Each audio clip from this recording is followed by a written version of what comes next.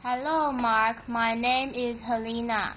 My student number is S04411012. The title of the speech is Manal al-Sharif, a Saudi woman who dared to drive. And I am a freshman at NCUE. Allow me to start this talk with a question to everyone. You know that all over the world, people fight for their freedom, fight for their rights. Some battle oppressive governments, others battle oppressive societies. Which battle do you think is harder? Allow me to try to answer this question in the few coming minutes. Let me take you back 2 years ago in my life. It was the bedtime of my son, Abudi. He was 5 at that time. After finishing his bedtime rituals, he looked at me and he asked a question. "Mommy, are we bad people?" I was shocked. "Why do you say such things, Abudi?" Early that day, I noticed some bruises on his face when he came from school. He wouldn't tell me what happened. He was ready to tell. "2 boys hit me today in school. They told me, 'We saw your mom on Facebook. You and your mom should be put in jail.'" I've never been afraid to tell Abudi anything. I've been always a proud woman of my achievements. But those questioning eyes of my son were my moment of truth, when it all came together. You see, I'm a Saudi woman who had been put in jail for driving a car in a country where women are not supposed to drive cars. Just for giving me his car keys. My own brother was detained twice, and he was harassed to the point he had to quit his job as a geologist, leave the country with his wife and 2-year-old son.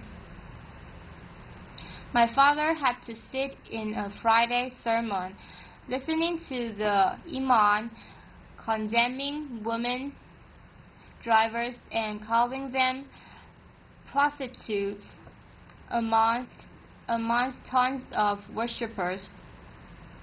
Some of them are friends and family of my own father. I was faced with an organized defamation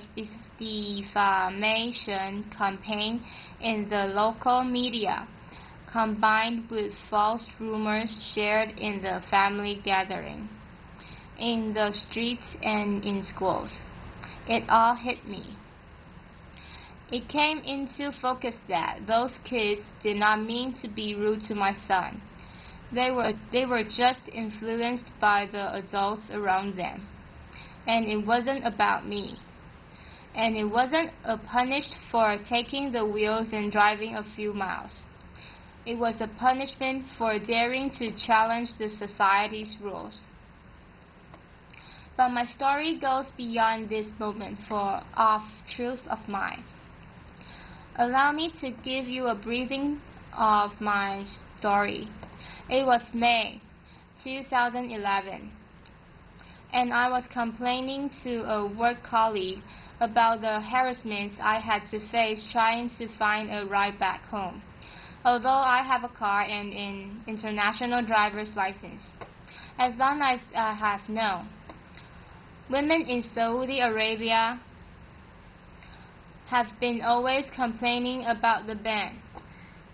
But it's been 20 years since anyone tried to do anything about it, a whole generation ago.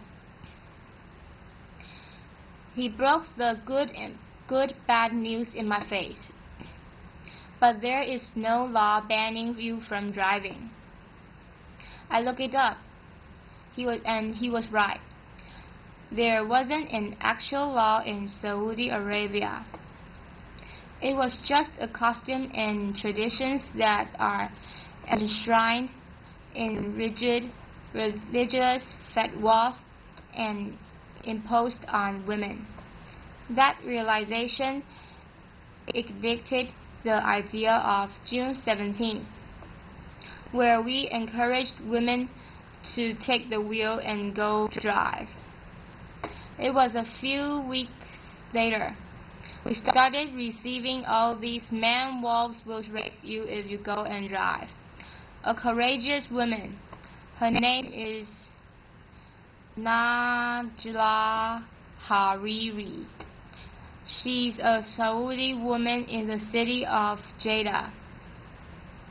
She drove a car and she announced, but she didn't record a video. We needed proof. So I drove. I posted a video on YouTube, and to my surprise, it got hundreds of thousands of views the first day. What happens next? Of course, I started receiving threats to be killed, raped, just to stop this campaign. The Saudi authorities remained very quiet. That really creeped us out. I was in the campaign with other Saudi women and even men activists. We wanted to know how the authorities would respond on the actual day, June 17th, when women go out and drive. So this time I asked my brother to come with me and drive by a police car. It went fast. We were arrested, signed a pledge not to drive again, released. Arrested again, he was sent to detention for 1 day, and I was sent to jail. I wasn't sure why I was sent there, because I didn't face any charges in the interrogation. But what I was sure of was my innocence. I didn't break a law, and I kept my abaya. It's a black cloak we wear in Saudi Arabia before we leave the house. And my fellow prisoners kept asking me to take it off, but I was so sure of my innocence. I kept saying, "No, I'm leaving today." Outside the jail, the whole country went into a frenzy. Some attacking me badly, and others supportive, and even collecting signatures in a petition to be sent to the king to release me. I was released after 9 days. June 17th comes. The streets were packed with police cars and religious police cars. But some 100 brave Saudi women broke the ban and drove that day. None were arrested. We broke the taboo. So I think by now, everyone knows that we can't drive, or women are not allowed to drive in Saudi Arabia. But maybe few know why. Allow me to help you answer this question. There was this official study that was presented to the Shura Council. It's the consultative council appointed by the king in Saudi Arabia, and it was done by a local professor, a university professor. He claims it's done based on a UNESCO study, and the study states the percentage of rape, adultery, illegitimate children, even drug abuse, prostitution in countries where women drive is higher than countries where women don't drive. I know, I was like this. I was shocked. I was like, we are the last country in the world where women don't drive. So if you look at the map of the world, that only leaves 2 countries, Saudi Arabia, and the other society in the rest of the world. We started a hashtag on Twitter mocking the study, and it made headlines around the world. And only then we realized it's so empowering to mock your oppressor. It strips it away of its strongest weapon, fear. This system is based on ultra-conservative traditions and customs that deal with women as if they are inferior and they need a guardian to protect them. So they need to take permission from this guardian, whether verbal or written, all their lives. We are minors until the day we die. And it becomes worse when it's enshrined in religious fatwas based on wrong interpretation of the Sharia law or the religious law. What's worse, when they become codified as laws in the system, and when women themselves believe in their inferiority, and they even fight those who try to question these rules. So for me, it wasn't only about these attacks I had to face. It was about living two totally different perceptions of my personality, of my person. The villain back in my home country, and the hero outside. Just to tell you, 2 stories happened in the last 2 years. One of them is when I was in jail. I'm pretty sure when I was in jail, everyone saw titles in the international media, something like this: during these 9 days I was in jail. But in my home country, it was a totally different picture. It was more like this: Manal al-Sharif faces charges of disturbing public order and inciting women to drive. I know. Manal al-Sharif withdraws from the campaign. Oh, it's okay. This is my favorite. Manal al-Sharif breaks down and confesses. Foreign forces incited me. And it goes on, even trial and flogging me in public. So it's a totally different picture. I was asked last year to give a speech at the Also Freedom Forum. I was surrounded by this love and the support of people around me, and they looked at me as an inspiration. And at the same time, I flew back to my home country. They hated that speech so much. The way they called it, a betrayal to the Saudi country and the Saudi people. And they even started a hashtag called #AlsoTraitor on Twitter. Some 10,000 tweets were written in that hashtag, while the opposite hashtag, #AlsoHero, there was like a handful of tweets written. They even started a poll.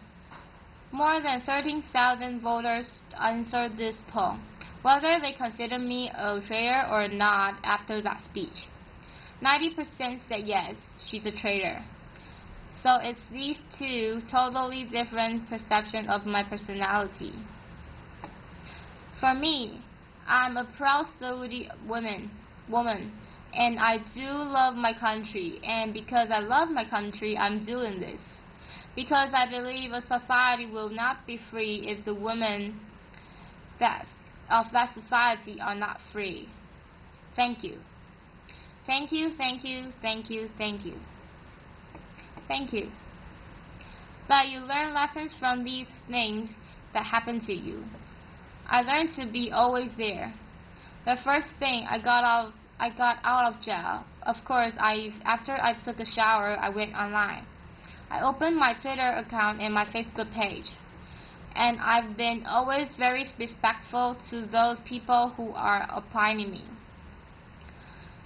I will listen to what they say, and I would never defend myself with words only. I would use actions. When they said I should withdraw from the campaign, I filed the first lawsuit against the General Directorate of the Traffic Police for not issuing me a driver's license. There are a lot of people also, very big support, like those 3,000 people who signed the petition to release me. We sent a petition to the Shura Council in favor of lifting the ban on Saudi women, and there were like 3,500 citizens who believed in that, and they signed that petition. There were people like that. I showed some examples who are amazing, who are believing in women's rights in Saudi Arabia and trying. And they are also facing a lot of hate because speaking up and voicing their news. Saudi Arabia today is taking small steps toward enhancing women's rights. The Shura Council that's appointed by the king, by a royal decree of King Abdullah. Last year, there were 30 women assigned to that council, like 20% of the council. At the same time, finally, that council, after rejecting our petition 4 times for women driving, they finally accepted this February. After being sent to jail or sentenced lashing, or sent to a trial, the spokesperson of the traffic police said, "We will only issue traffic violations for women drivers." The Grand Mufti, who is the head of the religious establishment in Saudi Arabia, he said, "It's not recommended for women to drive. It used to be haram, forbidden, by the previous Grand Mufti." So for me, it's not about only these small steps. It's about women themselves. A friend once asked me, she said, "So when do you think this women driving will happen?" I told her, only if women stop asking when and take action to make it now.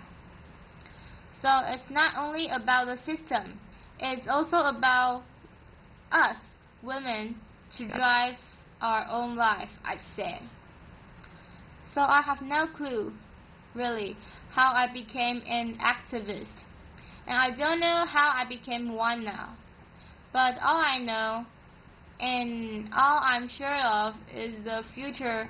When someone asks me for my story, I will say, I'm proud to be amongst those women who lifted the ban, fought the ban, and celebrated everyone's freedom. So the question I started my talk with, who do you think is more difficult to face, oppressive governments or oppressive societies? I hope you find clues to the answer from my speech. Thank you, everyone. Thank you. Thank you.